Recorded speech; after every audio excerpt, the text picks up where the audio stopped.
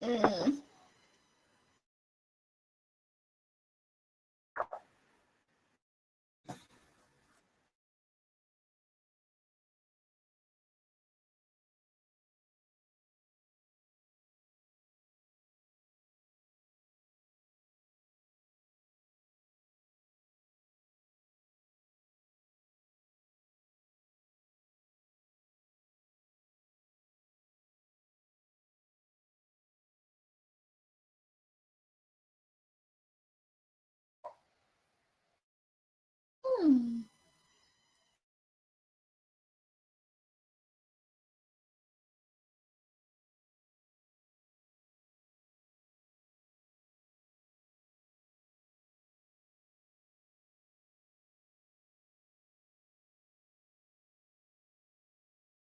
It's crazy.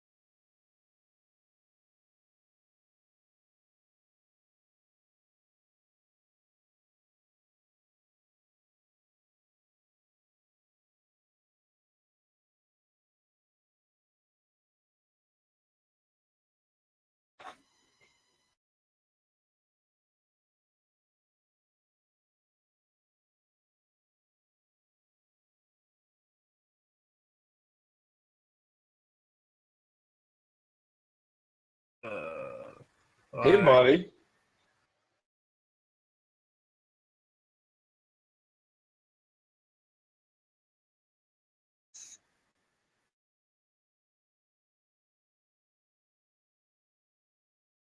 Of what?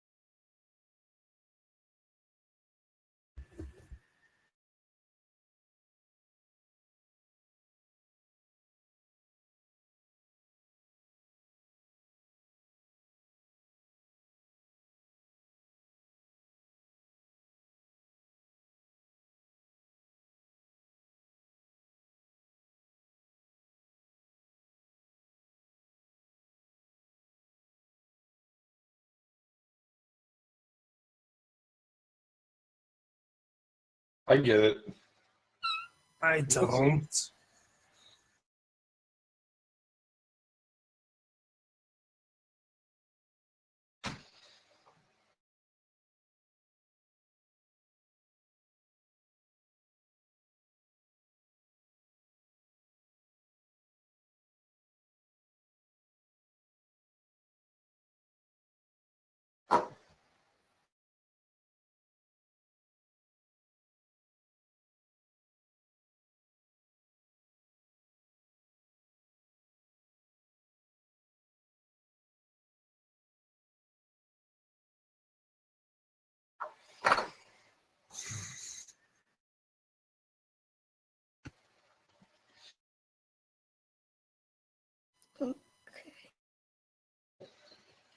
Does you wish you whipping boy?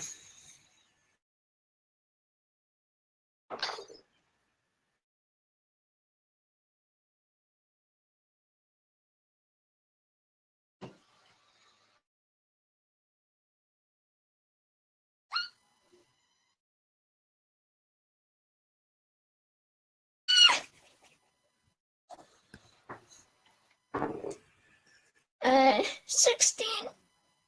Seriously? I rolled a 5. I rolled a natural 1.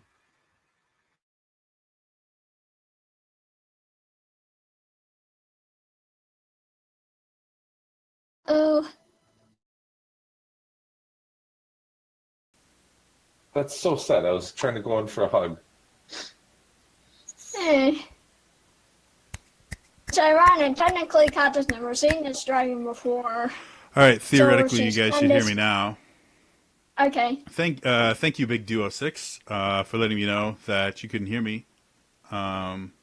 Sorry, it took like 15 minutes for me to actually see that, but should be fixed now. For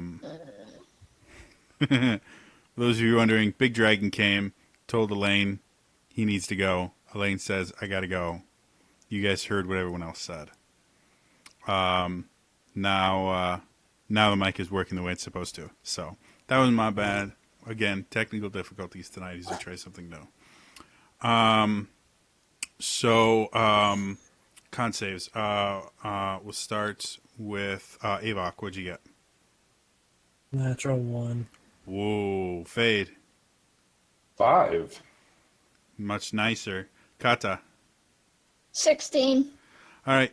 So, all of you guys, as you're sitting there, you hear this roar come from him, and you are immediately kind of blown back. Your body almost seizes in pure terror as you realize just the pure power that is sitting in front of you that this ancient gold dragon holds. And he turns to look at you, Avok, and he goes, "This is not a decision he or I make lightly. You will one day discover the reason for his departure, and on that day I hope you can live with what you have said on this day."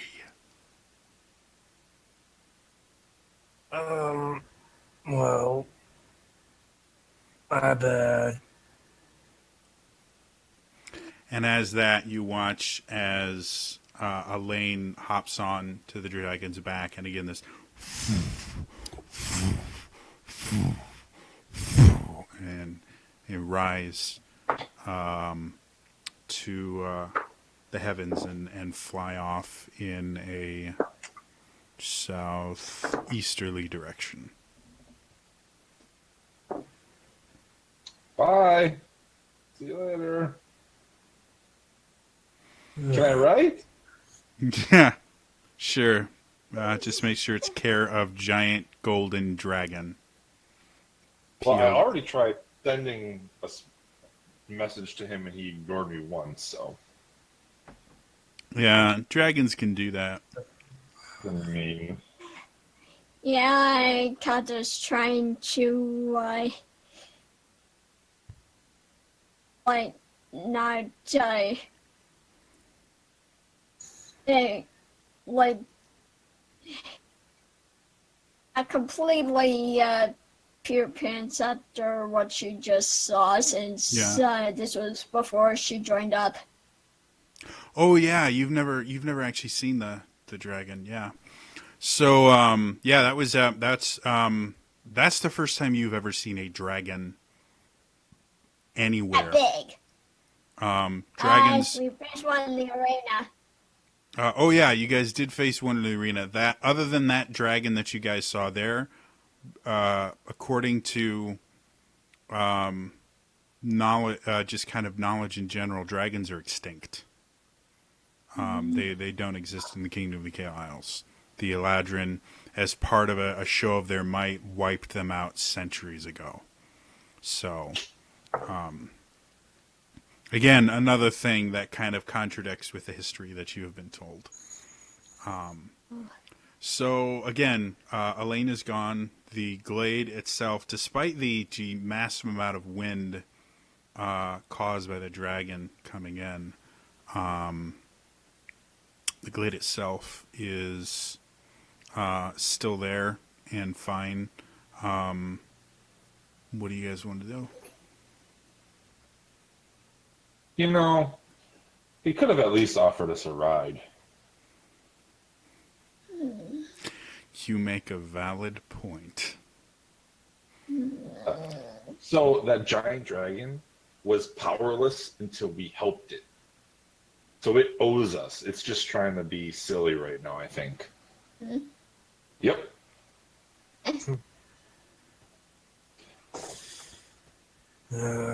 Whatever. Well, you want to go back to the island, see how everyone's doing? After a rest. Currently, you guys don't actually know how to get back to the shoreline because your one way out of here has been collapsed. Do we get out of here? Oh. I don't think I'm going to pray at all. I'm just going to kind of let these guys take care of it. I'm so jazzed right now. Fate is just like giddy. Okay. She noticed, and it's weird because Fade has always been just like an inch off of Edgelord for most of the time that you've known him. And so seeing him giddy right now is almost unnerving. But he seems preoccupied. Avak, and Kata, what are you guys doing? Well, maybe find a way out of here. Like, I'm sure Yeah. go back, so let's just go forward. I'm sure Okay. there's another. So without too much difficulty, you guys find another pathway out of here. But as you look down this pathway, you notice something slightly disconcerting. The pathway itself is overgrown, just like the one that you went down. But this one is much straighter. You actually see bits of ruin and things like that going forward.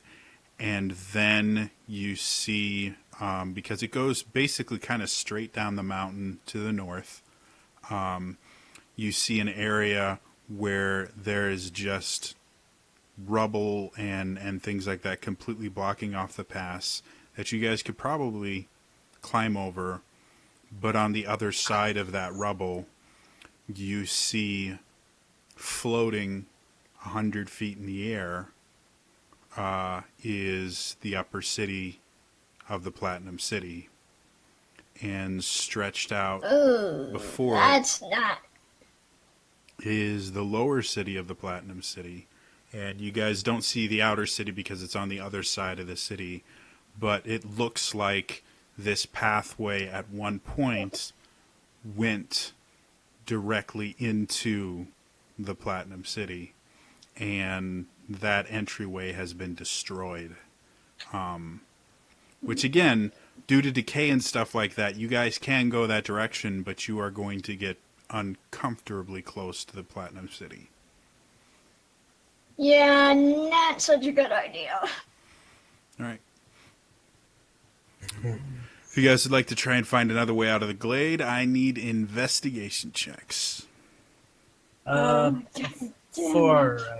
Avak does that, he just wants to take another look around the room, see if there's any items of interest. Maybe, I don't know. Maybe it's something didn't spot last time. Sure. Go ahead and that's what technically that would also be an investigation check.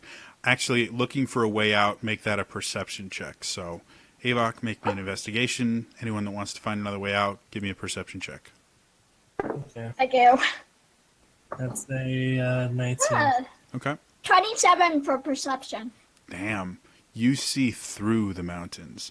We'll start with Kata. As you look around, again, it does not take long to look around and look for exits. And as of right now, it looks like there are basically two exits. There are two official exits from this area. One that leads to the Platinum City, the other that leads to the Mushroom Forest and everything like that. And that one is so destroyed and the rubble is so fresh that going that way is there's a better than average chance that you're going to kill yourself trying to go that way. So as far as ways to get out that are designed to be exits, Ways to get out safely. those are the only two. However, you guys are in kind of a crater, almost like volcanic crater kind of thing. And the sides of it are roughly about, depending on where you look, are anywhere from about 40 to 100 feet high. If you could get up, and they're rocky terrain, with handholds and things like that. If you could climb up there, you might be able to physically climb down the mountain. It would be difficult, and it would require a lot of work. But it would be, your basic mountain climbing, So you think, unless you guys want to go, through the Platinum City, you think literally climbing down the mountain range might be the easiest way to get out without being noticed. Okay. Avok, is there anything specifically that you're looking for, like weapons, more runes, more words that you recognize? Is there anything specifically you're looking for, or it's just a general pass over to make sure I don't miss anything? General. Okay, so going around, it was a 19, right? Mm-hmm.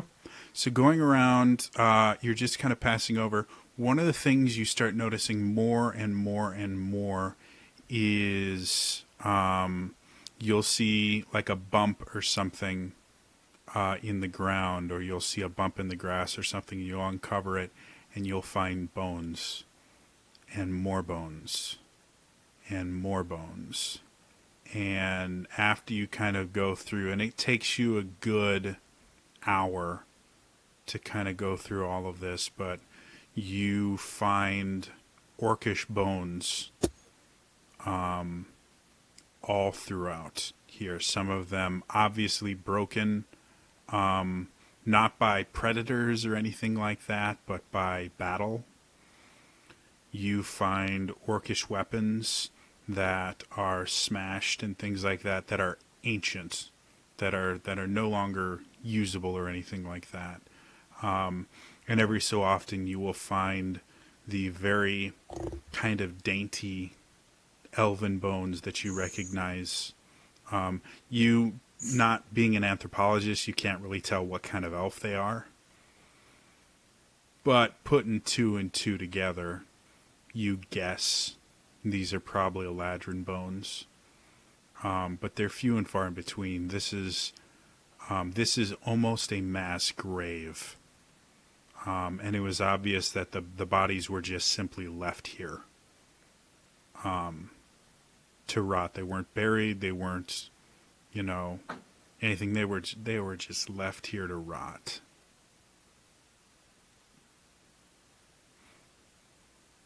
And again, they're hundreds of years old, so a lot of them are bleached white. The only parts that you're finding are the ones that were more preserved because they were covered in grass, or they were, partially buried, things like that. Anything that was fully exposed to the elements disintegrated hundreds of years ago.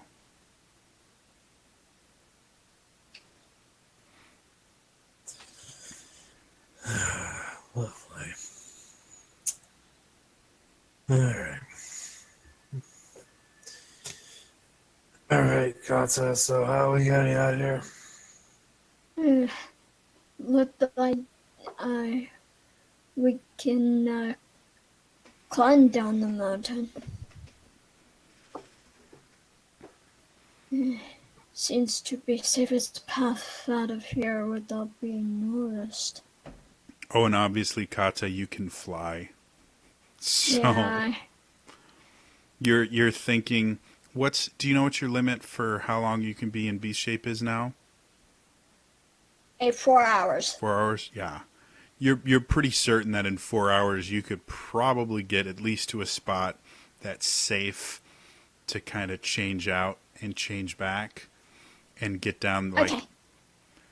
you don't think you'll have any issue getting down. It's the rest of your party.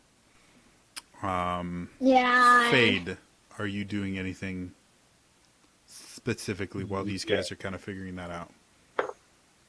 Once Avok kind of starts kicking around dirt and uncovering bones, I kind of side-eye watch and see what he's doing, and then when he uncovers enough to be approximately a skeleton or two, I will sit down in the general area and start casting the spell. Okay.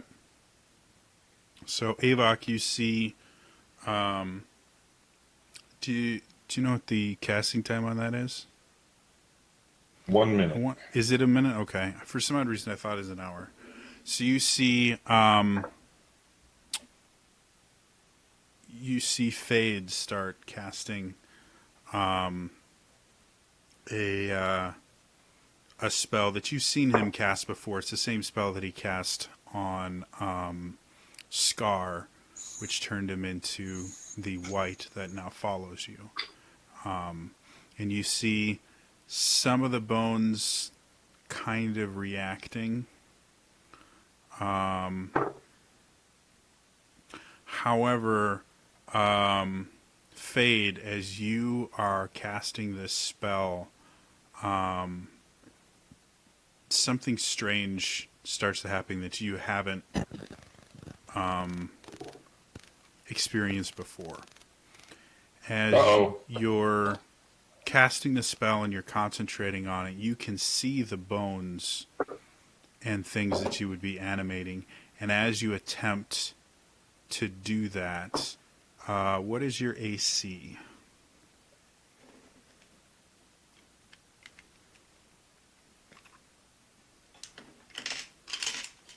Fade, what is your AC?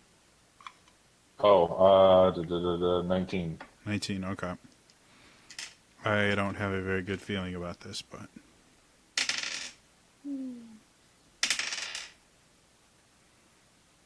Okay, keep track of this. One hit.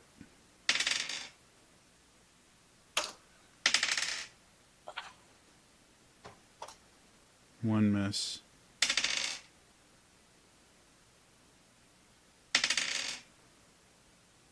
Scar's pissed off that I'm making brothers. Yeah. Another miss.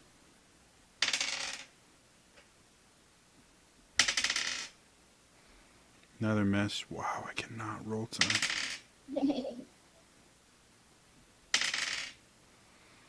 All right, so 2 hits, 3 misses. Okay.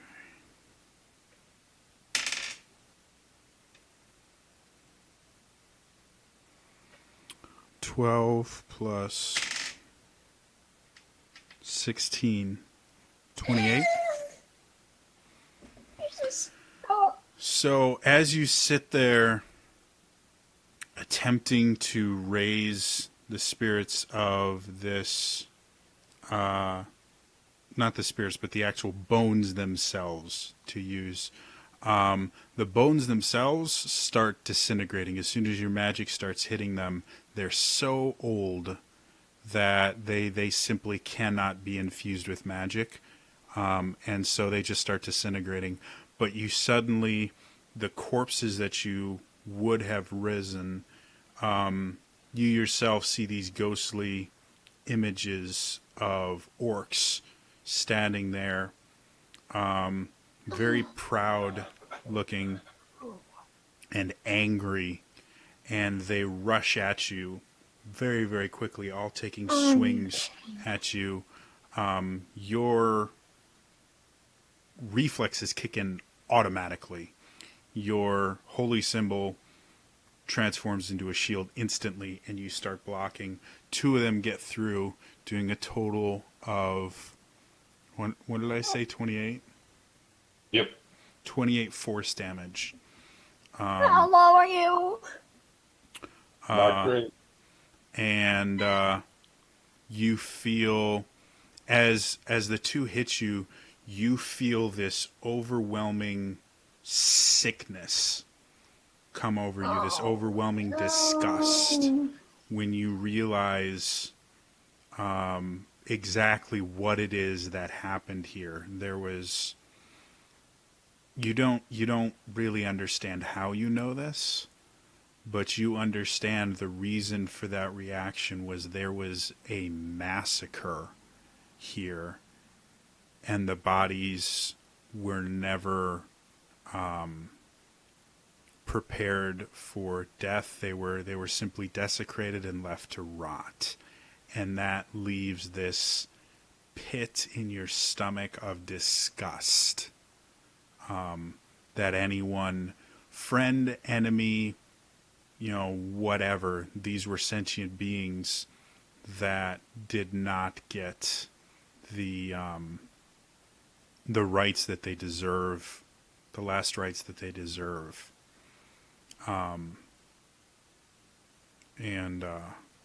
So yeah, after kind of taking the blows and recovering from them, you get the idea that this entire area has probably been desecrated because of the fact that the bodies are never buried, that they were, they were not treated the way they were supposed to, and that animate dead and things like that are probably not going to work the way they're supposed to here, simply because the desecration has caused the spirits to actually be absorbed into the soil here. Mm, And like, I'm gonna take those hits, block the couple, and like without doing anything else, I'm going to start saying some last rites to kind of Okay. make this whole area, give them some semblance of peace. You get the idea that like your standard Dark Lady last rites generally would take, depending on whether you're using like the Cliff Notes version, anywhere between 5 to 15 minutes. With the sheer massive amounts of bodies, you kind of modify what you're saying to be as broad as physically possible. And it takes you roughly about half an hour to get through it. And you sense a little bit of the restlessness kind of appeased, but you get the idea that this is something, and you get the feeling from your holy symbol that this is something that needs to be fixed eventually. Maybe not now, but you get a very strong feeling that someone eventually needs to fix this. Because Okay. this is a blight on the world. And you would probably know. Roll me an intelligence arcana check real quick. Fade. See what you know. Probably nothing when it comes to things that matter, but I will roll a 4. Okay, yeah. You know that giant desecrated things like this are bad. Yep. And you know that bad people can use bad things to do bad things. But as far as specifics, you got nothing. However, again, your studies when you were with the Eladrin, you saw some pretty horrendous things turn into even more horrendous things. So you can only imagine Sure.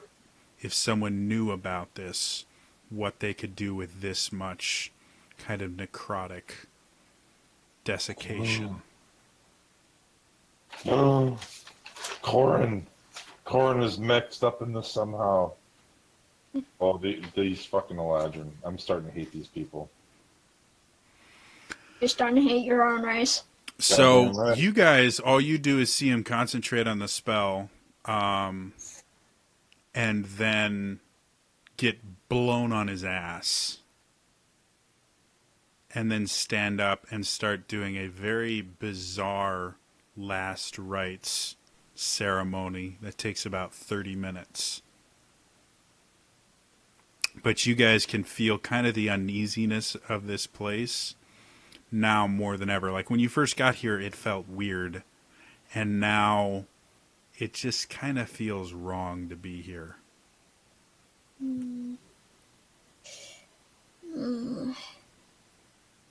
Maybe we not take short rest here.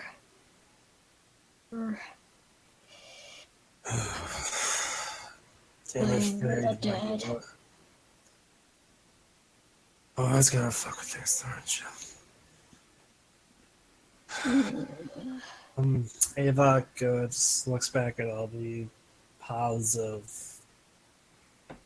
dead and just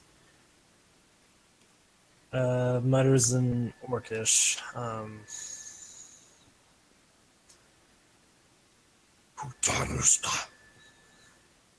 Which I'm just coming up right off the spot stands for Die Well, Brothers. Okay.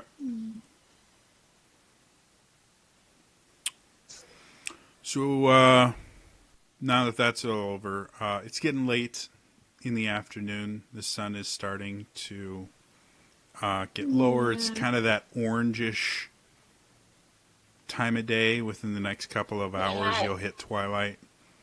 Yeah, What do you it's guys want to getting do? dusk. But would resting here still be a good idea or not?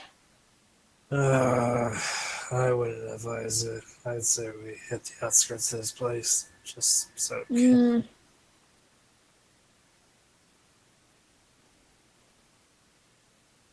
Buried. He looks, yeah, sure, whatever you want. And I just kind of look back at the pile and shake my head. do something dumb again. No, I just look down the pathway to where the Platinum City is, and I just don't know what to think anymore. Just I don't know. And then with the shards of the rapier, and I just kind of like sit on the ground looking at it. Whatever you guys want to do, I don't know. Before I was giddy, and now I'm just like completely deflated.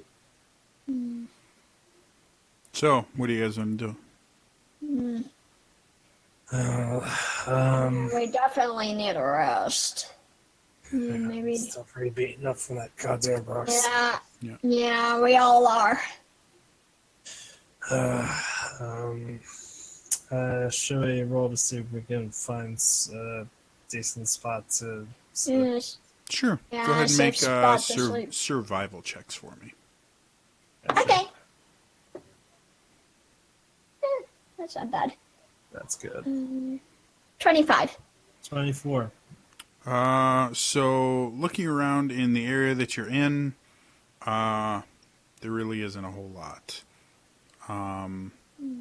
Unless you're willing to kind of camp in between, the bones and things like that. What were the survival checks again? 25. 24. 25. All right, so both of you guys kind of get the idea that the crater itself, with how concentrated the magic is here, you both kind of come upon the same idea almost at the same time, is that if you can get over one of the ridges and just find a flat spot big enough to make a camp out of, you probably won't have, like, the desecration and everything is kind of going to be contained by the natural crater shape that you're in.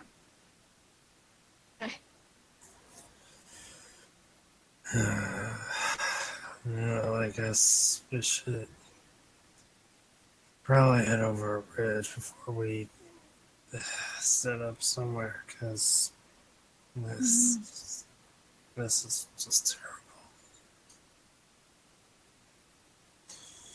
So, I guess we're just gonna do that. Okay.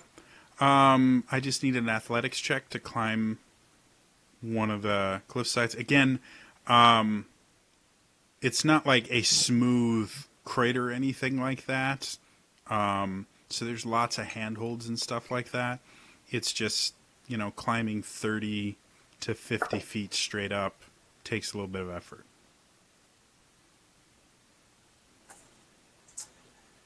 From everyone?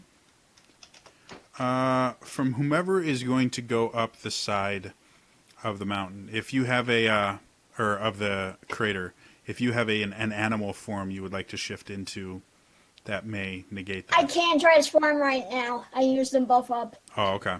Then, yeah, just be an athletics check. So, Avok, what'd you get? 20 unnatural. Yeah. You really have no difficulty climbing up. Again, pretty simple. Unlike the way up, these rocks aren't really tumbling or anything. So you climb your way up. As you get to the top of it, you notice that about 100 feet down, there is a pretty large area that you could probably set up camp on without too much difficulty. You just have to find a way to get 100 feet down. But again, the slope itself, this is not a 100-foot drop. This is like a, 30-degree, descend, lots of handholds, things like that, little places to take breaks. So you get the idea that as long as you can get the other two people up here and you have rope, you're a strong guy, even with how heavy Fate is with his armor and everything. And part of your training was getting into difficult situations. You don't think you'll have a problem getting people to that little landing area. Easy enough, though. So, yeah. So, wait, how far did I climb up already? You climbed up 40 feet, roughly. Because the lowest it gets is about 30 feet. But you kind of looked at it and you didn't have a good feeling about that particular area. So your pathway took you up a different place, and you're 40 feet higher than everyone right now. All right. Well, I still have my 50 feet of rope, so I'll just lower that No, down. you don't. You don't have rope. I don't. Nope. Oh. It was attached to the rock that I threw in the ravine that started the rock slide. Because you were talking shit. Oops! You tossed that with the rope? Yup. Oh God! Dingleberry. Ah. Okay. Okay, I take that back. Fuck. I've got 35 feet for you when I climb up there. Unbelievable. Okay. Well. Jody, you're really enjoying this, aren't you?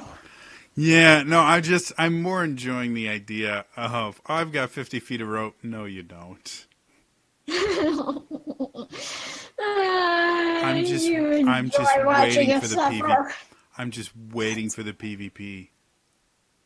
Okay, well, let me hack that out. Okay. I should have. Wait.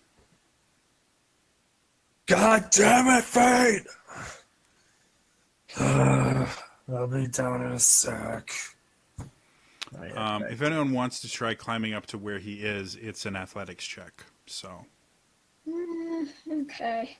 I got a 19 to climb. Yeah, you don't have much difficulty. Again, it's a relatively, on the inside, it's a relatively gentle slope with lots of handholds. What did you get, Kata? 22. Oh, yeah. You just, you watch as Fade is sitting there and he's picking his handholds and he's just climbing up. And it's obvious that he's not used to this. This is not something Eladrin clerical training really gets you. But he's making progress.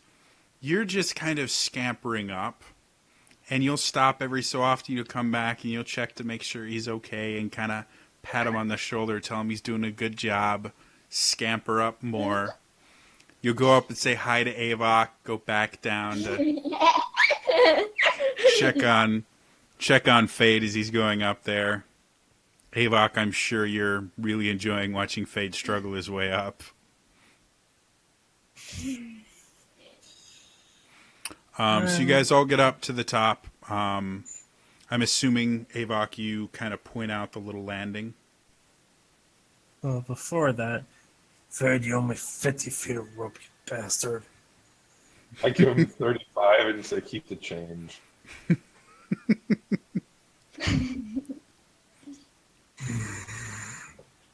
Apparently math was never a strong point. Split it away for now. Yeah. Alright, so it's about it's a long ways down, so if we're careful it shouldn't be too difficult to get down.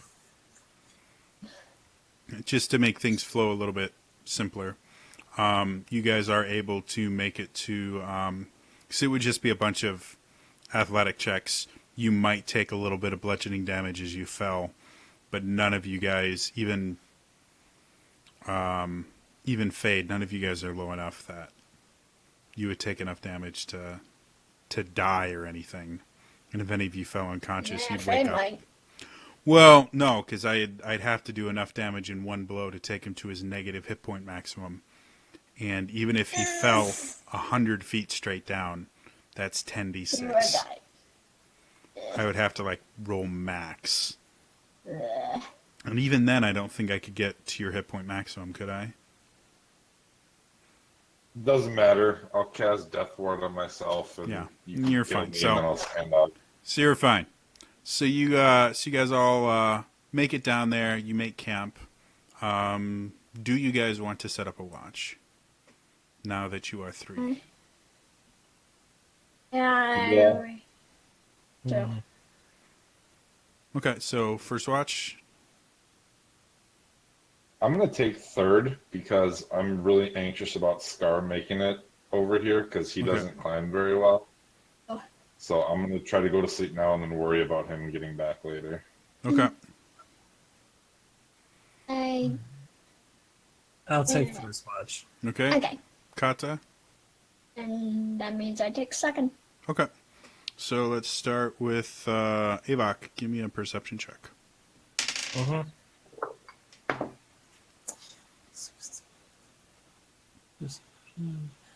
21. So as you're taking your watch, you hear this screeching sound from pretty far away, but due to the fact that you're in the mountains and things echoes, it travels pretty far. And you see what you assume are a pair of harpies kind of battling it out. But they're, a couple thousand yards away. And you guys are in a place where they wouldn't see you. Beyond that, your watch is pretty average. Kata, perception check. Okay.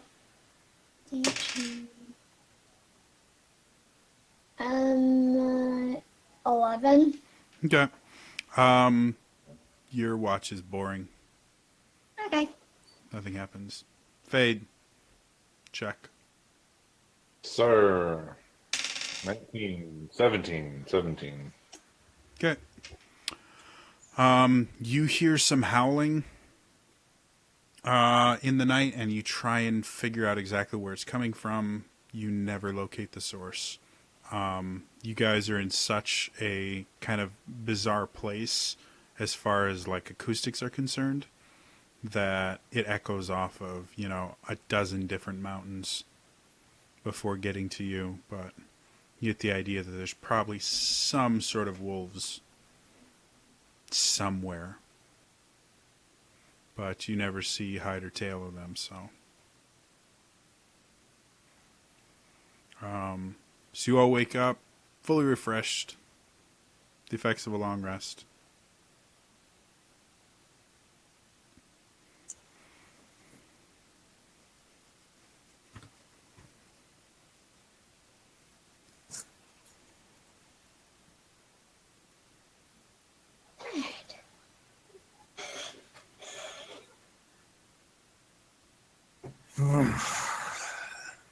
So Scar rolled an 8 on his athletics. Was he able to catch just- up to us? It just means it takes him longer to do it. Okay. Like, again, these are, that specific climb check was not so much, can you make it? It was a, how long is it going to take you?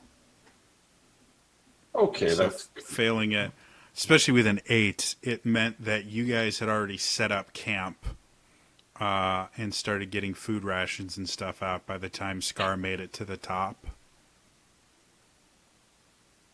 And then he kind of slid his way down next to you. ready. Again, to kind of keep things flowing and going. Okay. The direction that you guys chose to leave, you can see to the north the Platinum City, quite a few miles away, but again, you can see the Platinum City from a long ways away. You make the decision to kind of climb down the mountain as far away from there as possible.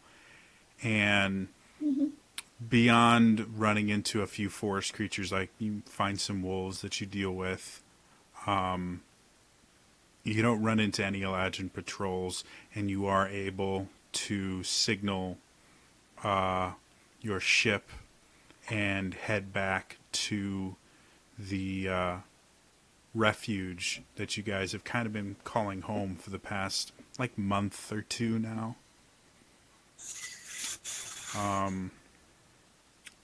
When you guys finally arrive with the captain, you almost don't recognize the place. There's now complete canopy cover over the entire area.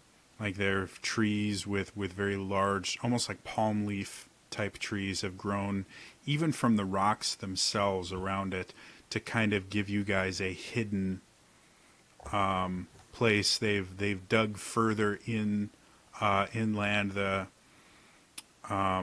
druids themselves have been helping to build more homes and things like that. You can see the forge itself, where Old One Eye had been doing his work, has had some kind of bizarre looking modifications added to it. And you notice that Old One Eye doesn't seem to be doing a whole lot of forging. You see him bringing in things.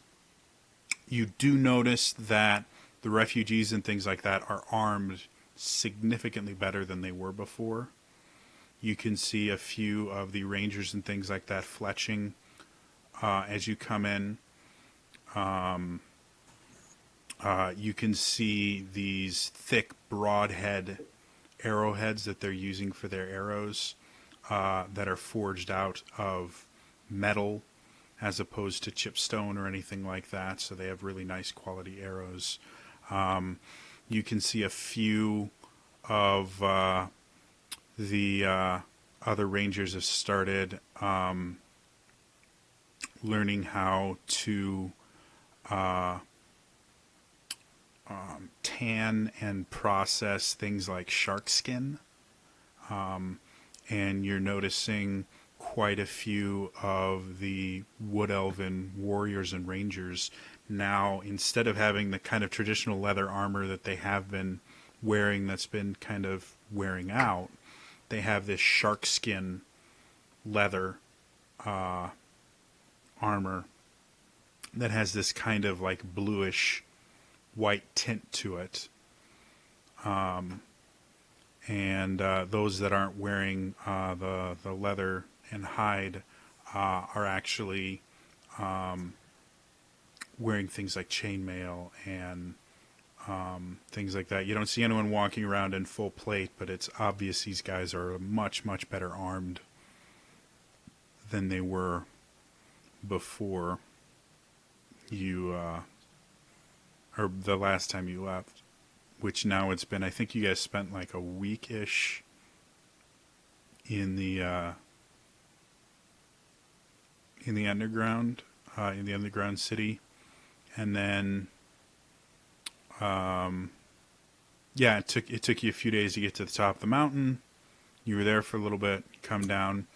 But this seems like a lot of change to have happened in less than a week. So what do you guys want to do? Okay.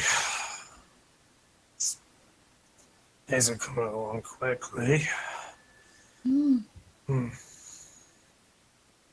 Let's see what Soul's up to. It's been a while. And Avok wanders off looking for Solania. Okay.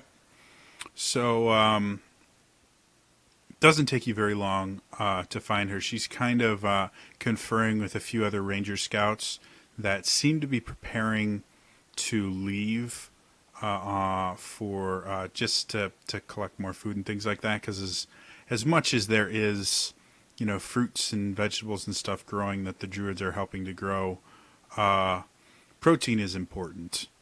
And Oh yeah. while the druids themselves tend to be vegetarians, the warriors are not. And so they're kind of talking about where the best place to get meat is and everything on the local islands and seeing things. And as you come by, you see this look of just sheer shock on her face, and she runs over and without thinking kind of embraces you, realizes what she's just done, and kind of pushes you away and goes, well, it's certainly nice to see you back. We feared you'd been captured or killed or something. I mean, where have you been for this time? Well, just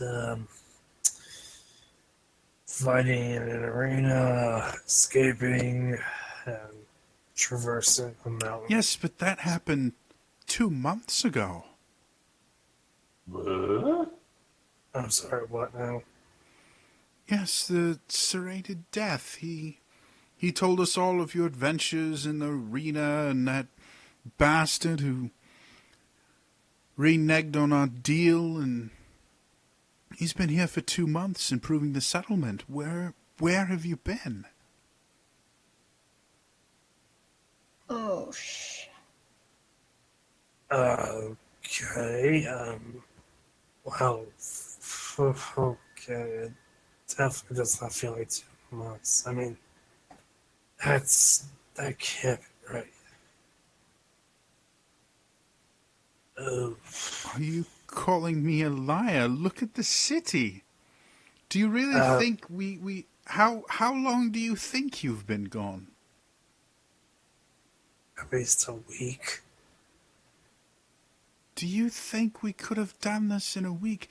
Do you think, she points over to the forge, and the forge has all these, and the armory has all these little gadgets and gizmos on it, and it looks very kind of steampunky. She's like, do you really think we did that in a week? Or even 2 weeks if you count the time that you were trapped in the arena? I don't know. The last time I laid eyes on you was 2 months, 3 weeks, and 4 days ago from this day. That was the day that you left for the arena. Which, I must say, while serrated death had been lovely in arming our troops, we were sort of hoping to have more than just one new arrival. However, your little insurrection that you started there has caused a bit of a chain reaction in Olgoth. The arena is no more. I mean, it's there, but it's been taken over by the gladiators. The Eladrin have abandoned the city.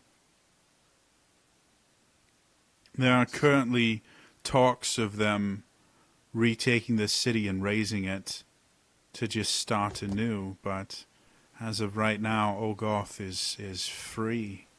It's the first free city in 500-600 years, and it is run by murderous thieves and bloodthirst. So that's been going well.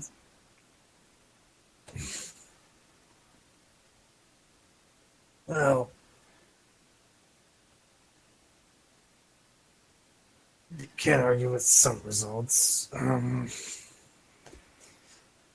Fuck, 2 months. What the fuck happened to us? So while that is going on, Kata and Fade, what would you guys like to do? You watch as Avok kind of wanders off the ship.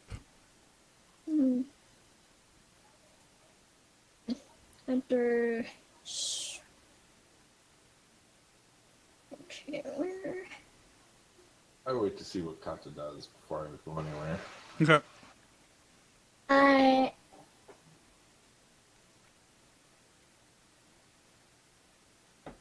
go find Mama. Okay. You go to where Mama had been sleeping, and you find a bunch of huts with people living in them.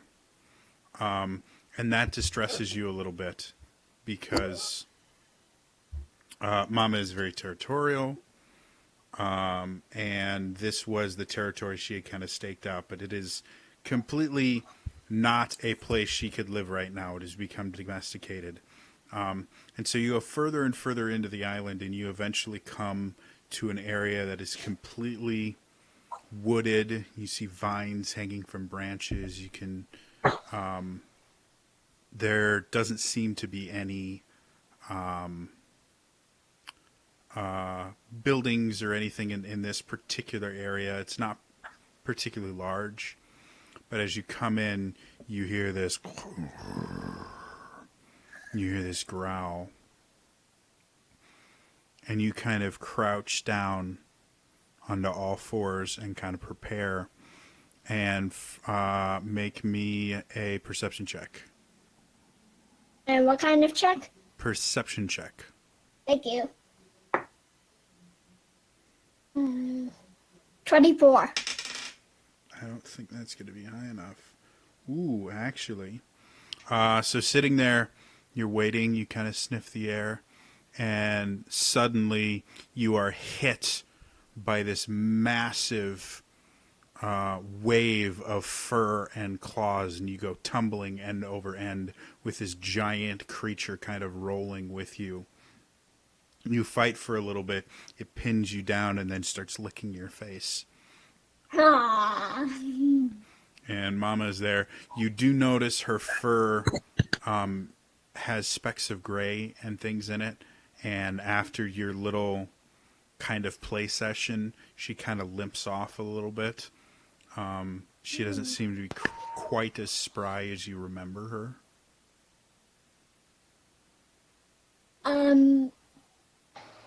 I cast Speak with Animals. Okay. So, with Mama, you have a very kind of unique relationship, especially since you're still kind of under the influence that this is your mother, and she had the same powers that you do. She just never left this form. So as you speak with her, you communicate a lot more emotions than you do full-on sentences, but you can have like audible communication. So what do you say to her? Mama, are you okay? You get this kind of groan and what can only be described as a grin. And you get these feelings of exhaustion, and you can almost feel and you hear as a couple of her joints kind of crack as she moves around a little bit. And you get the words old from her. And she sees your face kind of drop, and she comes over and roll me a dex save.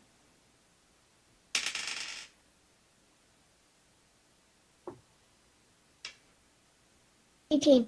Okay, so she tries to pin you again. This time you're ready, and you kind of flip around and get out of her. But she still moves very fast, and so she kind of looks at you and goes, "Not too old." So she's still got some fight left in her, but again, we're talking about you were what, 5? Yeah. So we're talking about, you know, a 12 to 13-year-old saber-tooth tiger. She's getting on. So, you said that was also true, but she never quite I'm out of choice. I'm sorry. Say that one more time. I got a little bit. It got a little Oh, choppy. sorry. So she like stays in this form out of choices all. You're going back to your backstory. You met this saber-toothed tiger the exact same day you saw your mother, the last time you saw your actual mother, and you were a Yeah. very young child, and you had the ability to take small beast forms, and you had this natural ability, like you had nature magic, and so your very young mind made the connection between this was the last time I saw my mother, and then this creature who mothered me, and just imposed them as one and the same. And that's what you've Oh. kind of been operating under. You've never been given any real reason to doubt that, other than the fact that she is this creature that you call Mama has never changed back into the woman that you used to know. She's always been since you got into the jungle. She has always been this tiger. So Mm, again, having such limited communication with the outside world, things yeah. like that would not be something that would ever really be challenged, and they were kind of Mm, they were a coping mechanism for a child going through something very traumatic. So mm, that is up until now. Now again, this is your character. Play them however you want. Up until now, you've never really had any reason to doubt this connection. That's just it made sense to you. You can transform into animals. Why couldn't she? yeah. Now you have met other humans. Now you've met other druids. You know, you are Hmm. more than welcome to kind of take the character wherever you want it to go.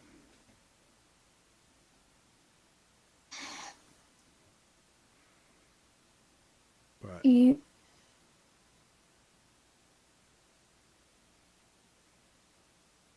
this next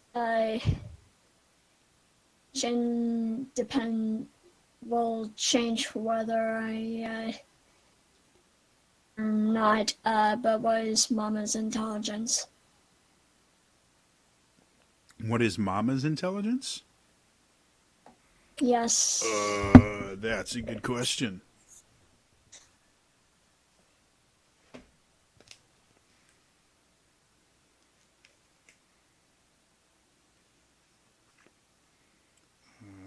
Tiger starts with T.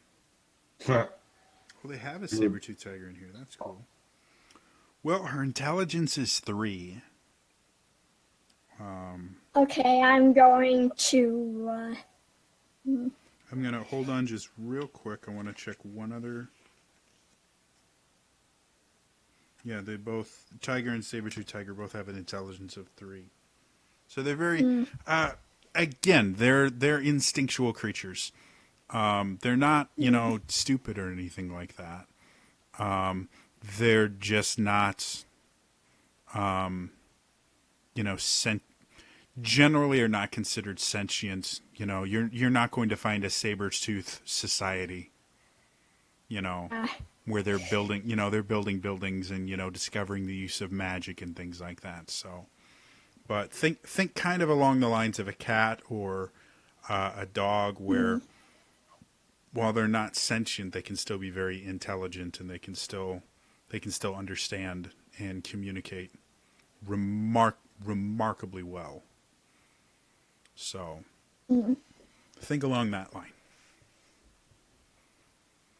And again, Eh, you can actually talk to her, which we yeah, in our world can't do. So I mean, there is that. You've had actual conversations with her. yeah. I'm going to ask her if she She could say no if she wants to, but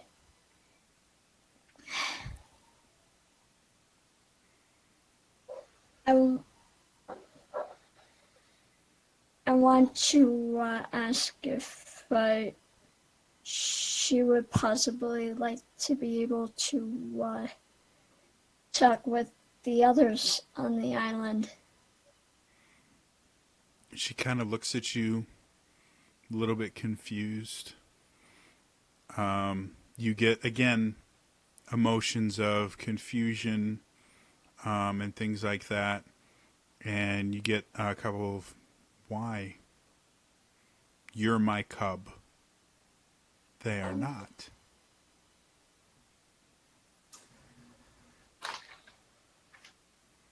Well, They feed me, but that is all. well, you could be able to surround the island and they would be able to understand you a bit better. Again, she seems confused as to why that's necessary, and you get kind of the idea of this is working. Like the only time I need to communicate with them, she technically does communicate with them. She goes to the hunters when she wants food or companionship. They give her what she wants. When she wants to be alone, she comes back here. She has her own little custom place that she gets to live, and this is her territory. So in her mind, she does communicate with them. Okay. To do what I prepared then. Jerks get awakened, guys. Yeah, I just wanted to see if I could possibly be able to do that, but I wanted her consent first. It's one of those things. It's kind of like, explaining quantum mechanics to a kindergartner. Yeah, true. It's not that there are kindergartners out there that understand advanced mathematics. There are. Their brains are like sponges at that point. But she has no frame of reference in her mind. She can communicate perfectly fine, and she cannot comprehend a form of communication beyond that besides what she has with you, which is supposed to be special. Again, you're her cub. Okay. So in her mind, she doesn't like you asking, I can make it, you telling her I can make it, she can communicate with all of them, is kind of like me telling you, well, I can make it so that you can talk to David and Mike. And you go, but I can. Like I just did. I understand. Okay. Okay. While that's going on, Fade, you watch as Kata kind of goes off and then kind of disappears further into the woods. What would you like to do? I will take a roundabout pathway to a position where I can see the forge, and I wait to see when Ray to Death comes and starts working. Like from kind of not hidden, but I'm not trying to be noticed, and I want to see if he's using the Soul Forge hammer or not. You do see him working in there, working expertly.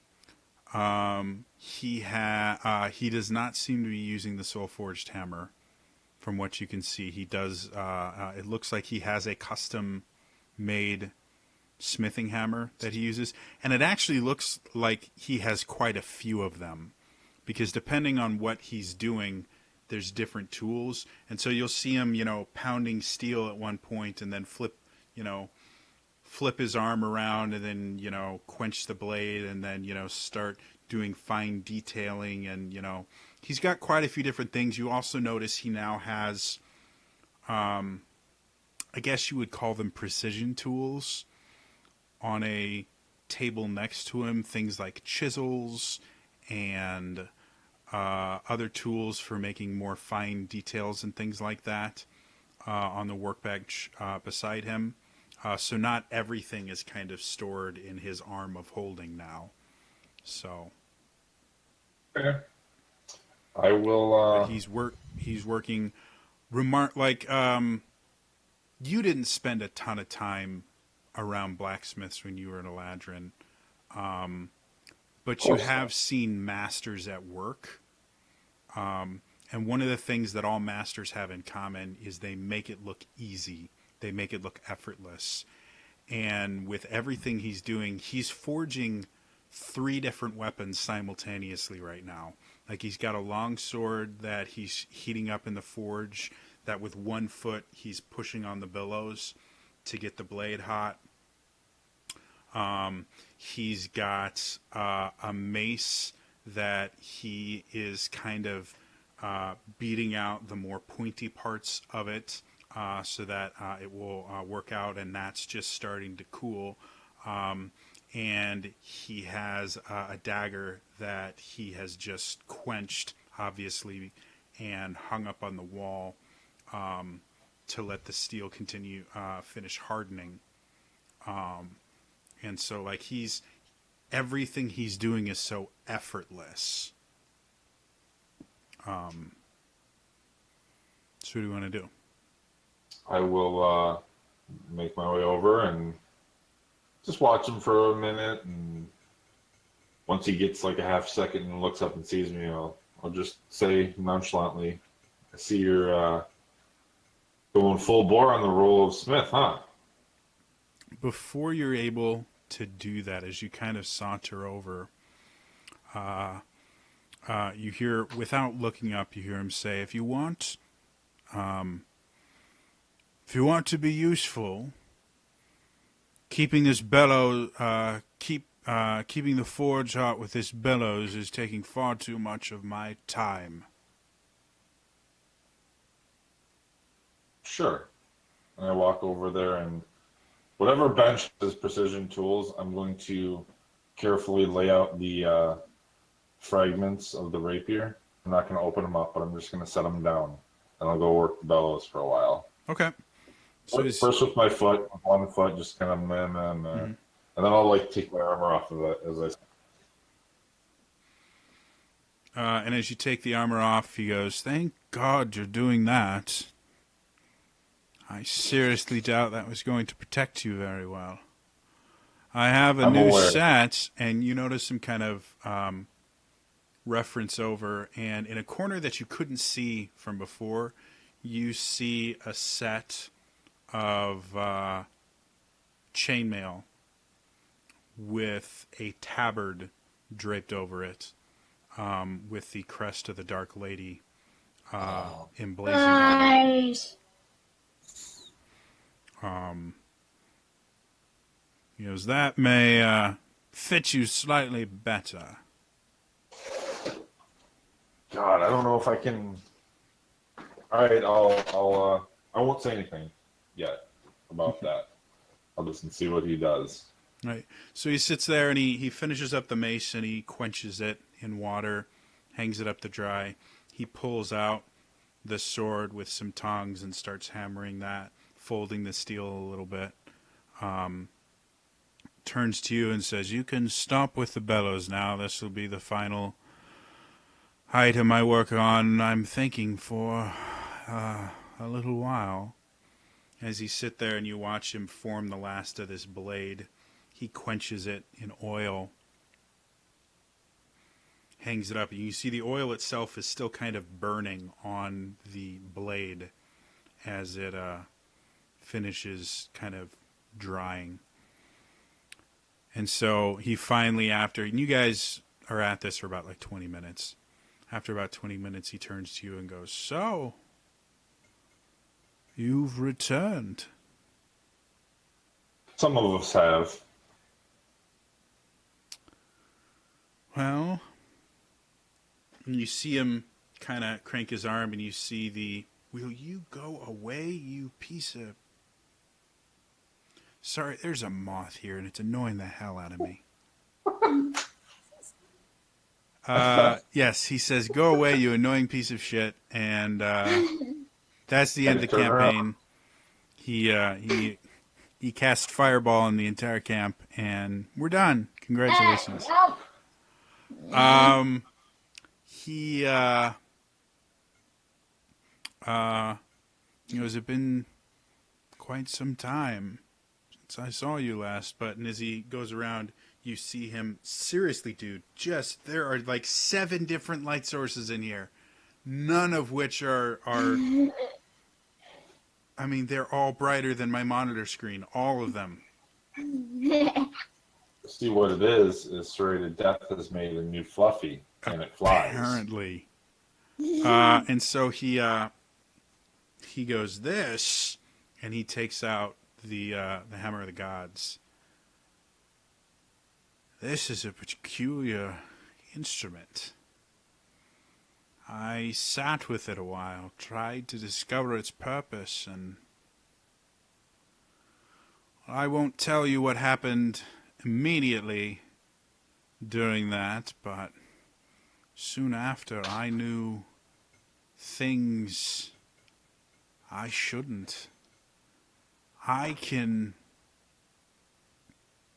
describe suits of armor that were forged thousands of years ago for dwarven kings. I could tell you every intricate detail, exactly how long it took to forge them. I can tell you stories of weapons infused with mighty enchantments, given as gifts by the gods to their agents.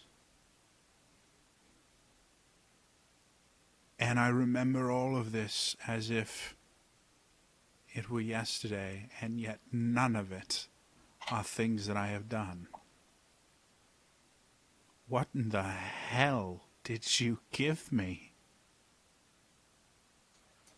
I gave you a choice, and it's not mine to make. It's for you alone. The knowledge that you attained from your brief encounter with that thing.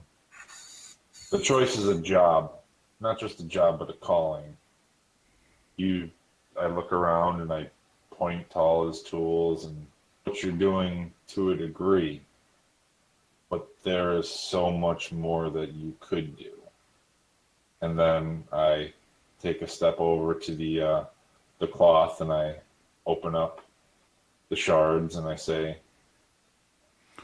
Oh, before you're able to do that, as soon as you open the shards, he goes, "I know what you have in that cloth.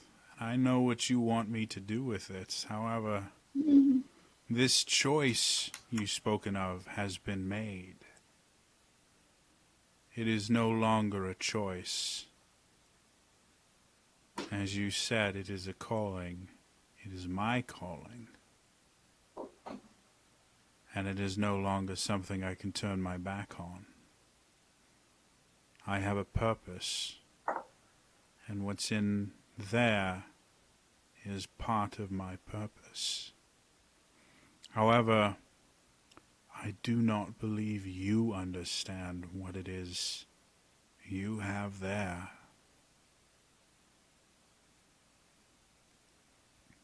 But I am still as in the dark as you were before you received your purpose. I've committed. I'm on a path, but I don't know where it leads.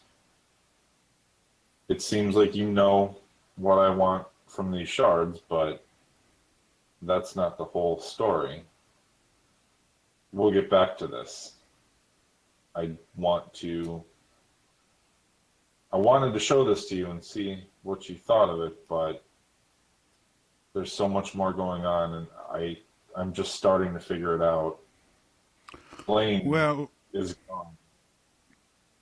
We don't know for how long. He's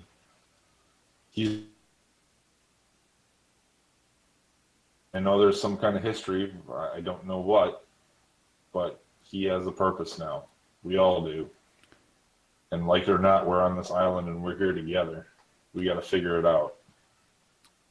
And you see when you talk about Elaine, you see him get a little more somber. And he kind of shakes it off. He goes, the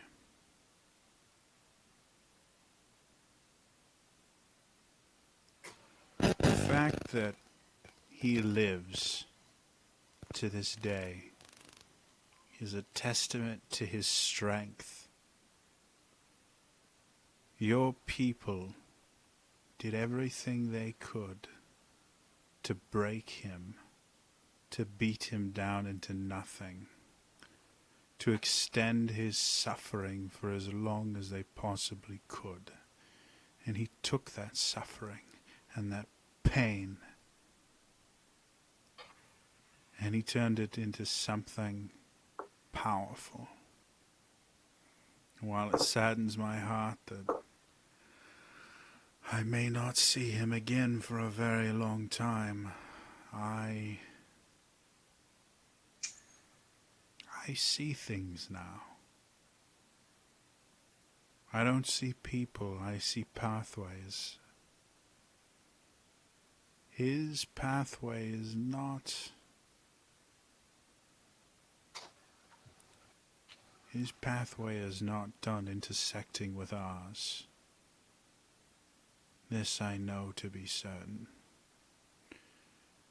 Yours, however, yours is quite different. For while you think you've made your choice,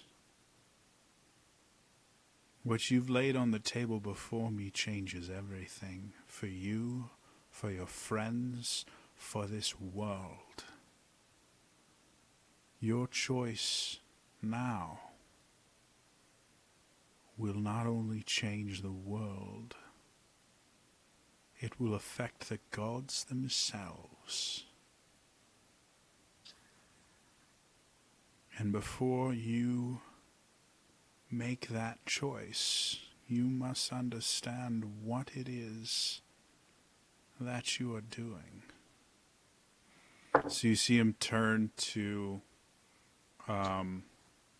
old One Eye and kind of gesture over. Make sure these cool correctly. Start sharpening the dagger and the sword as soon as they are ready. Then you're done for the day.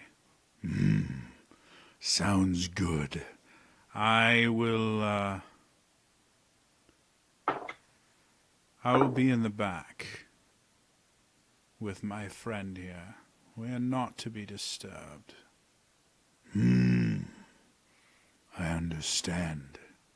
And he kind of looks at you and he gives you a wink with his one good eye.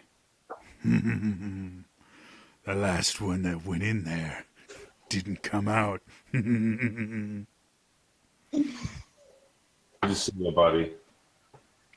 And so he kind of grabs you by the elbow, and with a strength you weren't quite expecting from someone so small, he kind of pulls you into this back room, shuts the door, and you can see in this room are representations of the entire pantheon.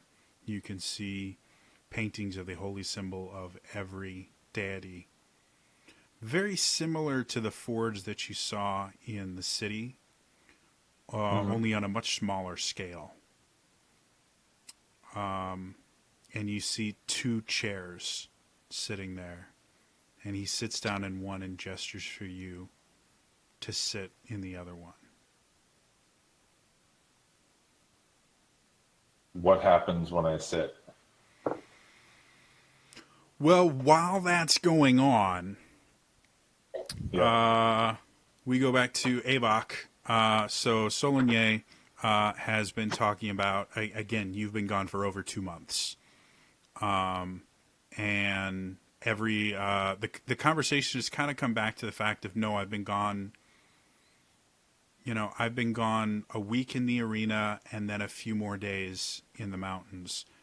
And it went back and forth for a little while, but you are now to the point where something has happened to you where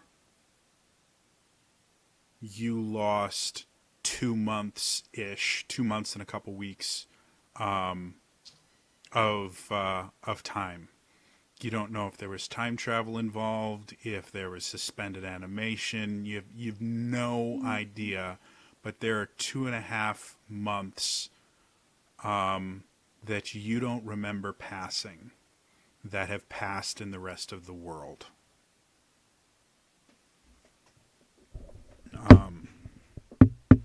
So after getting to this fact and her giving kind of irrefutable proof that more time has passed than you were aware of,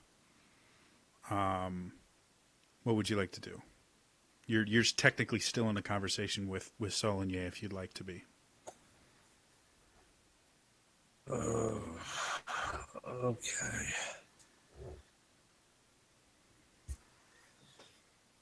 Something fucking happened. I don't know what. But I don't even know what to think of this. I'm just. Well, you're back. I mean, that's better than nothing. I have warriors who've never picked up a weapon before in their life. They have fine weapons. Your smith friend has proven to be a stout ally. But we still need... I mean, my rangers are doing their best to teach basic swordplay to these people and defensive tactics so that when they are put up against Eladrin, they will not simply be fodder. But we still need trainers. We still need people who are skilled in the art of warfare. To be blunt, you were trained as a weapon by the Eladrin. You know their tactics.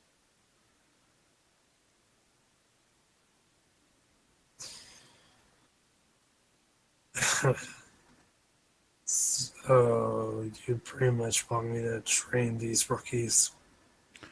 Perhaps not working with the rookies, they have much to learn, but if you were to spend even a few days speaking with my ranger commanders,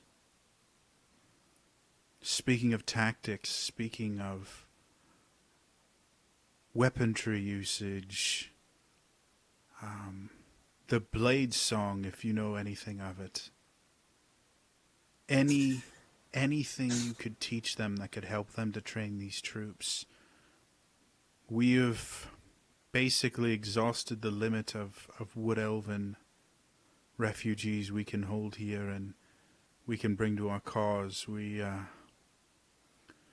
fear that now that the Eladrin have gone on their crusade, there are no more free Wood Elven villages. They have been razed and culled, except for those that we are able to get to first.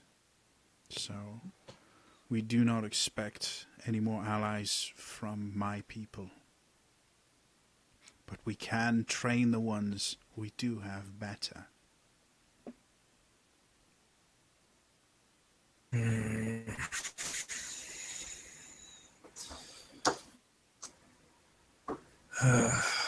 Well, I guess since we've been gone for still getting my head around that 2 months, wouldn't hurt to stick around for a little while and show these guys a thing or two what they need to know. Wonderful. As soon as you're ready, all of my ranger commanders have recently returned from scouting expeditions, so we know fleet placements and the like. They can meet with you tonight if you're ready. So I just got back. I'd really rather just deal with it tomorrow. I understand your quarters have been, let's call it, improved. There will be food waiting for you and your companions when you get there. The druids have been able to cultivate quite a plethora of food. We are not in want for supplies currently, and there will be a soft bed for you to rest and recuperate on. And she comes over and she puts her hand on your shoulder and kind of leans in and rests her forehead on your forehead. Really is good to have you back. We were worried. And we'd seen the last of you, and I don't think this rebellion would be quite the same without you. And with that kind of showing of emotion that you normally don't get from Soligny, she immediately becomes the kind of more staunch, walled-off person that you're more used to. She goes, but I have other duties to attend to, so unless you have anything else...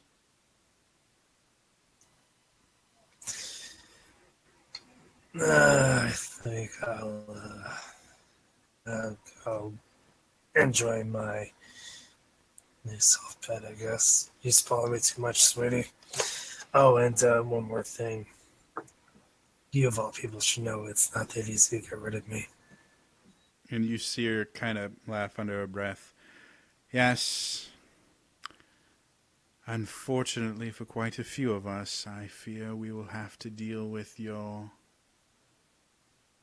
presence for much longer than we would like to. And she kind of giggles and walks off. You know you love it. So she goes away. What do you want to do?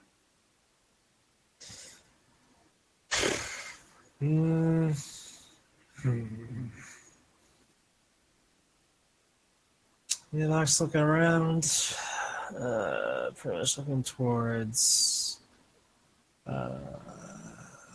Pretty much looking towards his residence, and then You do start to smell the smell of charring meat, though it's not one you're familiar with.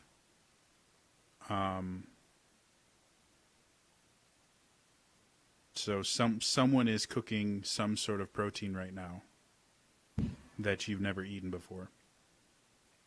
I'm not like walking towards there. I was just like from where I was. I'm just looking. I guess that scent is in the air.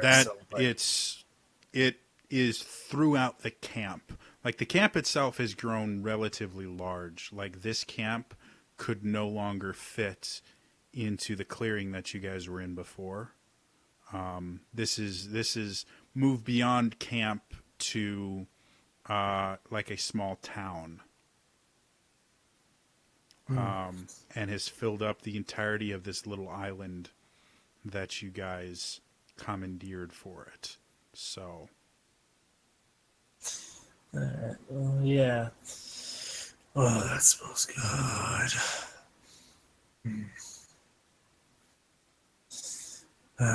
Good things should wait. Let's see how that new forge is handling. Avok's walking towards the forge. okay. While that is happening, Kata, you've just finished having that conversation with Mama, and she, again, seems confused on the idea of, I'll let you talk to them. I already talked to them. I get everything I need from them. What do you want to do?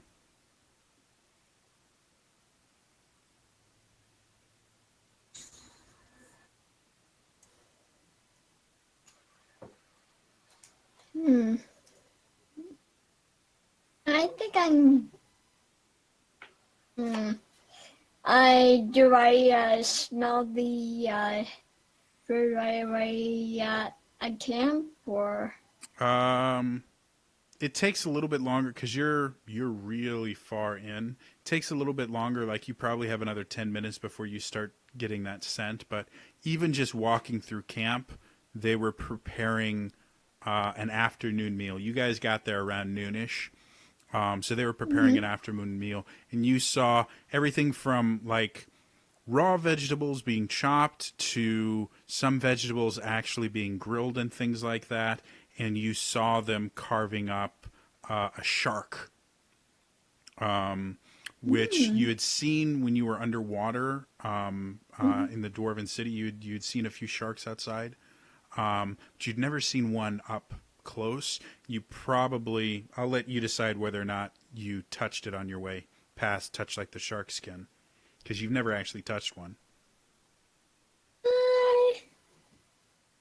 I'll probably curiously give it a give it a feel. You're surprised because the skin itself looks very smooth, but you can feel these little, almost like teeth, on this skin, and it's actually remarkably rough, like kind of like sandpaper. And that it's the coolest thing. You know, it's one of those, new sensory experiences that you've never felt before. And then you went and you had your conversation with Mama. And so, yeah, right about now, you're just getting the faintest whiff of charring meat and things like that. And again, you've never eaten shark before. But putting two and two together, you get the idea that what you're smelling is shark steak. And it does smell really good. I mean, you've eaten raw food and you've eaten cooked food, and but as far as like prepared food, you've had very limited experience with that since you've been in the jungle. So this is starting to bring up memories of, meals and things like that, and noble quality food. I've been on the Mama's level, and I mean, that, theoretically, she's almost your height. Like, she is a saber-toothed tiger. It's a large creature. Like, her head probably sits right around your head, because you're a smaller girl. Yeah, I'll tell her that why sleep with her at nighttime, and then I'm going to head off in that shark steak. Okay. So as you head over there, as you get closer, you see Avok walking into the forge. And you can see the shark steak. You get the idea that it's probably a good 10, 15 minutes before the shark steak is going to be done. So you have a little bit of time to kill. You watch Avok walk into the forge. Anything else you want to do, or just want to kind of sit there and salivate as the steaks are being finished? I'll do that, yeah. Okay, cool. So, Avok, as you walk into the forge, you see old One Eye's like, was wondering when you'd come back. What can old One Eye do for you? And he's sitting there at a very large whetstone wheel, sharpening wheel, with a longsword just sharpening it. And you notice from how he's moving, you saw what he did to Fade's old armor. It's fairly obvious that he has learned a few new skills since then. Because the way he's sharpening it, again, you sharpened blades before. Your life is dependent on them. You know how to sharpen a blade. And he's doing it, I wouldn't say like perfectly, but he's doing it adequately. Like, these are going to be very fine blades once he's done sharpening them. Which, compared to what he was before, night and day.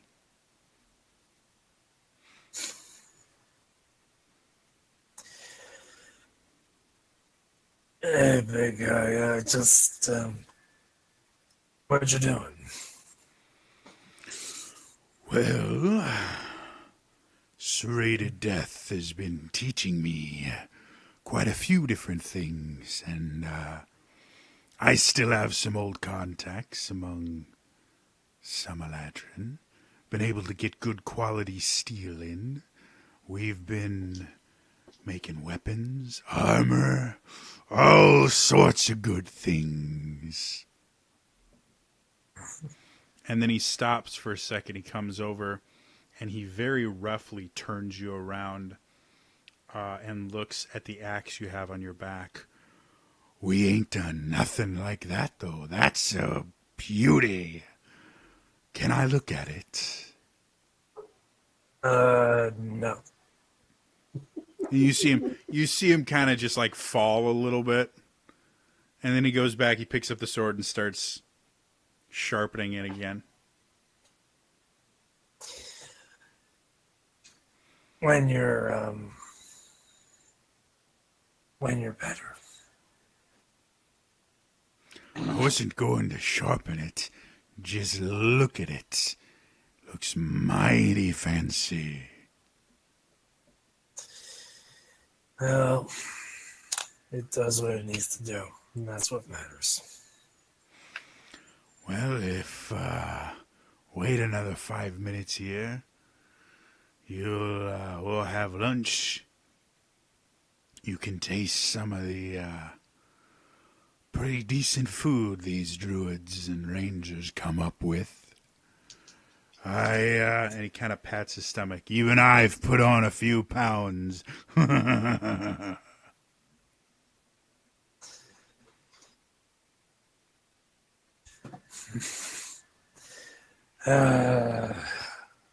Oh, one eye never change. Oh, I don't plan to. And as you go away, he takes his massive hand, grabs you by the shoulder, and pulls you in. By the way. Wow. And that's all it took, and he was gone.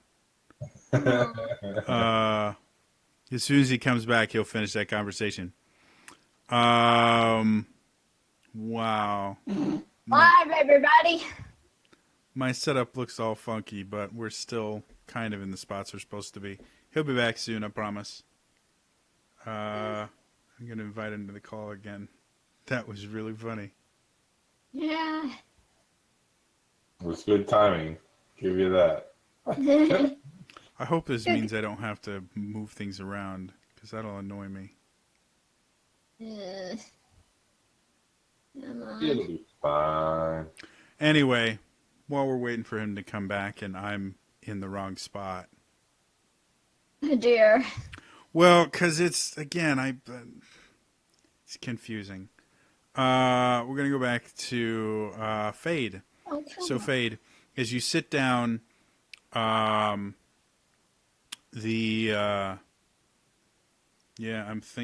wondering if he's just having connection issues or something like that. Yeah. I'll go.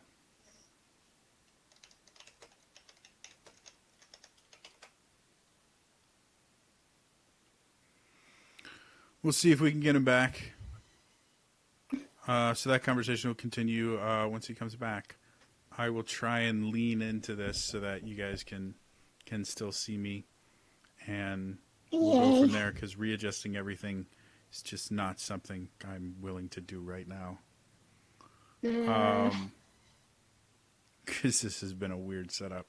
So, Fade, as you sit down, nothing really magical happens, but he takes the hammer out and he kind of slams it down, and you start seeing, you start remembering very clearly there we go. I think I'm going, because that's not going to work the way I want it to, but I am going to try it this way. Hold, please. Ha! You're back. I don't know what happened. Compared to the issues we've had with Roll20, this is still relatively minor. So, as he brings you in close, He kind of whispers in your ear, "There ain't much of it left, but if you stick around, I've got a few kegs of ales stored for a special occasion." And Return of Heroes seems pretty special to me. Aww. That is hilarious. And again. Well, we'll deal with that in a little bit.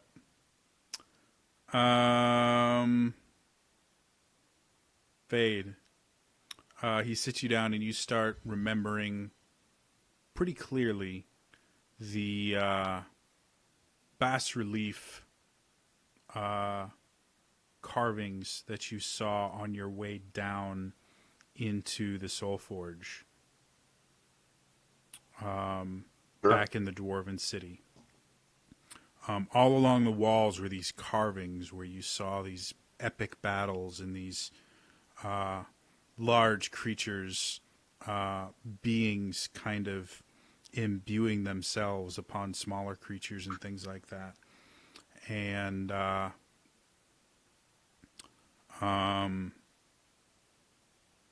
the Serrated Death starts speaking. So, you remember, because I remember, carvings of a story lost to time. Your people have tried to bury it. The other gods wish it not remembered for the chaos that it caused.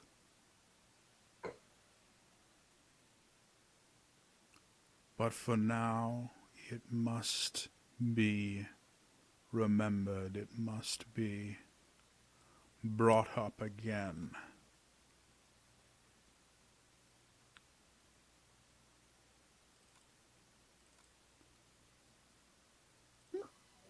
Hold on Very just well. 1 second while I pull up the right document, because it's probably going to show up on the wrong screen, which is not what I want. Stop it, stop it, stop it. There we go. Okay, so centuries ago, there was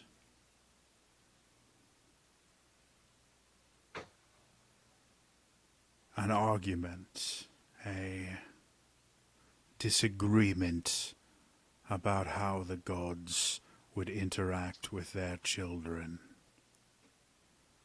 And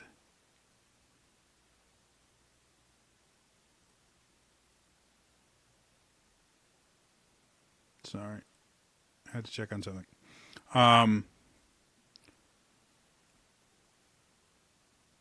And from that argument, a war of chaos started. A war that you have unfortunately been brought into.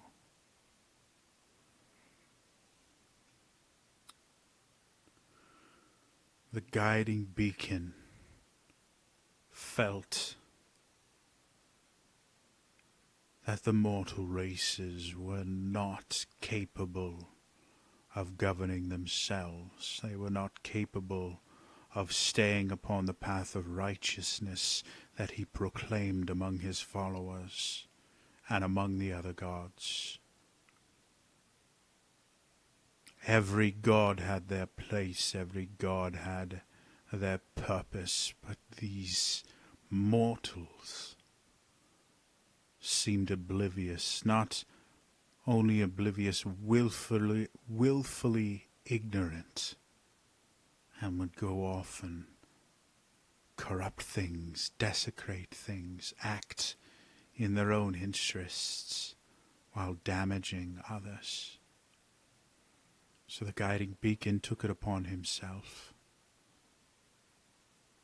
to imbue part of his form, his power, into a chosen champion, to enact his will upon the plains.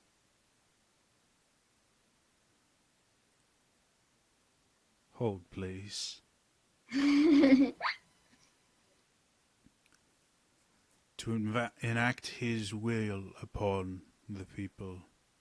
By the way, after you had the conversation about the booze, we switched over to Fade.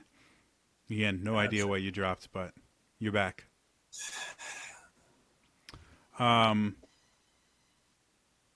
So he continues. He imbued part of his power into a mortal.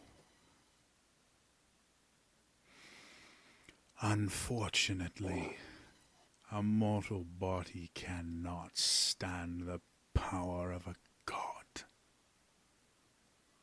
He was obliterated and destroyed almost instantly.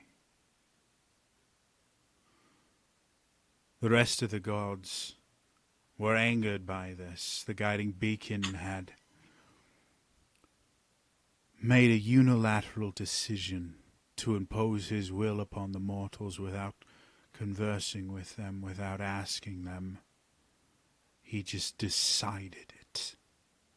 There became arguments and discussions, and they eventually formed two separate groups. The first led by the guiding beacon, claiming that the mortals cannot govern themselves, and as the gods, they had a divine right to shape them, to command them. The opposition was headed by the Dark Lady, who claimed they had their purpose, they had balance, they each had influence over very specific realms, and their jobs were not to command these mortals, but to command their influence, to make sure the world continued working the way it was supposed to.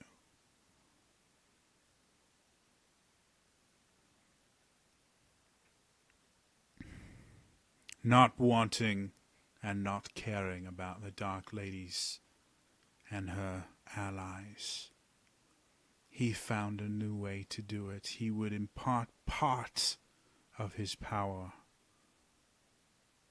a small piece of it, into a mortal, and the other half of the power he needed to create a chosen into a weapon, an item that would transform this being from a mere mortal to a chosen of the gods, which would forever link them with him. It would allow him to impose his will directly upon the mortals, however he saw fit through his chosen champion. To battle this, the Dark Lady and her allies decided to create their own chosen, and the Chaos Wars started. Chosen versus chosen, God versus God, the very laws of reality began to fade. Eventually, the knowledge of how to create a chosen, how to answer the call of the gods, was lost. And something none of us understand has cut us off from their interference. We know not what. But somehow you have been chosen. You are not her champion yet, but you carry within you a tiny shard of her being. In this, and you didn't even realize he brought it in with you, but he has the hilt of the rapier that you found. In this is the rest of her essence. When it bonds with you and is forged into your divine weapon, you will become her chosen champion. You will be forever linked with her. Throughout the plains, through the barriers that separate us, you will be able to invoke her will. However, she will be able to invoke her will through you. Right now, what has been done to you can be reversed. You can go back to the life you used to live. But if we forge this weapon together, you will be hers until the end. And no one, not even the gods themselves, can say when that end will be.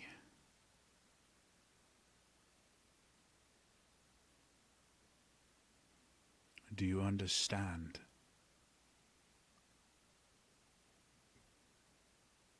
I've always understood that this choice isn't a choice, it's destiny. Well, again, this is no mere forging. I will be the one swinging the hammer. You will be the one forging this weapon. And if you wish to survive it, I would recommend you do not forge this alone.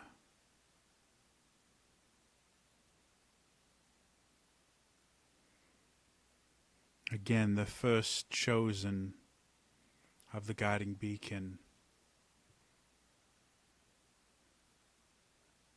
was destroyed, wiped from existence due to the incredible amount of power that was fused through his body.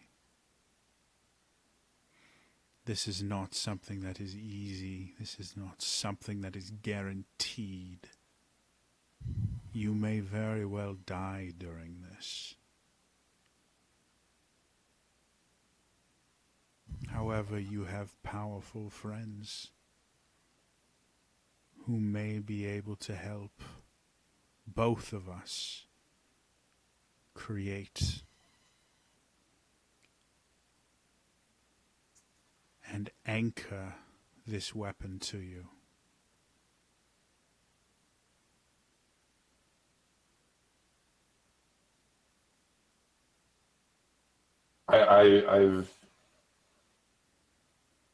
I won't ask this of anyone if I don't know exactly what I have to ask. Do you know what help we will need? It doesn't matter what happens to me, but I need them to survive. Well, I will need someone to help keep fires stoked, help to physically swing the hammer, help to keep me from succumbing to anguish and exhaustion. You yourself will need aid in surviving this ordeal. You will need to be fortified in spirit as well as in physicality. This will take a great strain upon your body as well as your soul. So your allies would decide amongst themselves as the process continues how they might best contribute. They will not be in anywhere near as much danger as you or I will be, For they will not be dealing with the powers that we are. They will simply be there to aid us in surviving this.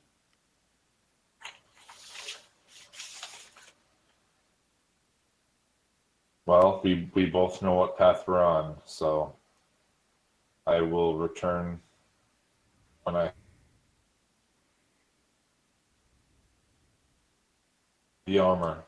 May I take it now? You are welcome to the armor. I figured you could use it. Not for this foraging, but I need to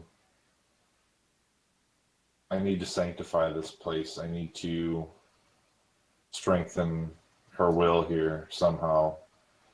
Maybe if I well, that's for me to figure out. Well, if you wish to make this choice to become this chosen champion, you must make it quickly. I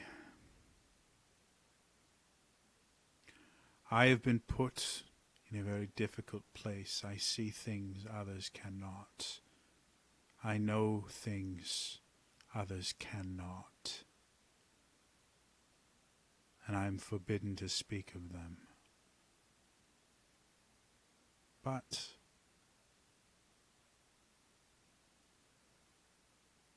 I can help guide when possible.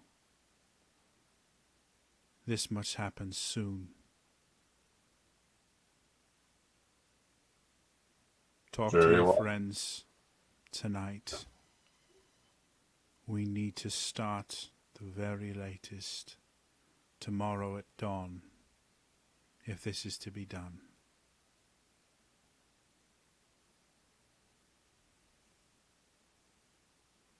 I have a long night ahead of me. Please rest yourself as best you can. And I will conjure a bunch in front of him. May her blessings be with both of us this evening.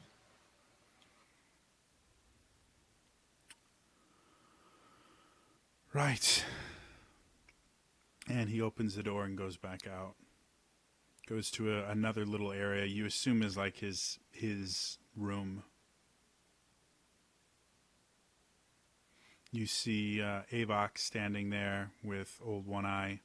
You smell the smell of cooking meat that you've never smelled before, but it's obvious it's being cooked, along with roasted vegetables and other things like that. Outside, you hear Kata kind of crying out in glee as she kind of sees all the different things going on. And that is where we are going to end it for tonight. So, anyone that's watching live, thank you for watching. If these guys have been playing together for a little over 2 years now. So if you want to see the other episodes, that see where this all started, you can go to youtube.com/TrainerJody. I have all the episodes uploaded there. You can also follow me on Twitter. I generally tweet when I upload the episodes, and I try to tweet before I go live. That's at Trainer Jody on Twitter, and obviously follow me here on Twitch. I'm Trainer Jody here on Twitch because I'm really creative. Otherwise, that's all from me tonight, and I will see you guys next time. All right? Bye-bye. Bye.